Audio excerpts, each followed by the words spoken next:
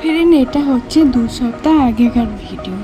তো ভাবছি যে তোমার সাথে শেয়ার করি পনির কীভাবে তৈরি করতে হয়। দেখো এত সুন্দর সফট হয়েছে, তো আমিও দেখে অবাক। আমি এই প্রথমবারই তৈরি করলাম, তাই ভাবলাম তোমার সাথে শেয়ার করি। তো শুরু করা যাক। Hello everyone, good morning. তোমরা সবাই কেমন আছো? আশা করি অনেক ভালো আছো, আমিও ভালো আছি।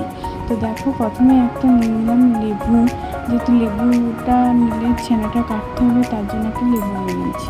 আর যেহেতু 2 সপ্তাহ আগে আমার মা এসেছিলো, ভিডিওতে দেখেছিলে, তখনই ভিডিওটা বানিয়েছিলাম, তো সেটা আজকে শেয়ার করছি। কদিন ধরে শেয়ার করাই হয়নি। দেখো প্রথমে দুধটাকে ফুটতে হবে অনেকক্ষণ ধরে, তারপর নাকি কাগজিটা দিতে হয়।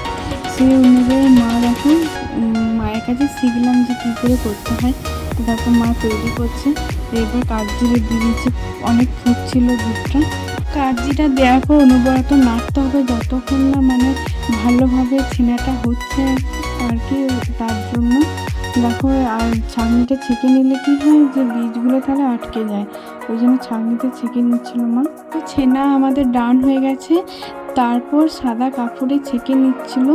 তারপর যেটা করলো, ঠান্ডা জলে একটু ধুলো, যেহেতু লেবুর একটা টকটক একটা সেন্ট উঠবে, সেই সেন্টটা চলে যাওয়ার জন্য ঠান্ডা জলে ভালো করে ধোয়ার পর সিল চাপা দিয়ে চিপে ভালো করে রাখতে হবে, যেহেতু জলটা বেরিয়ে যাওয়ার জন্য। তো দেখো ডান আমার পনির করা। তো দেখো কত সুন্দর হয়েছে পিসগুলো।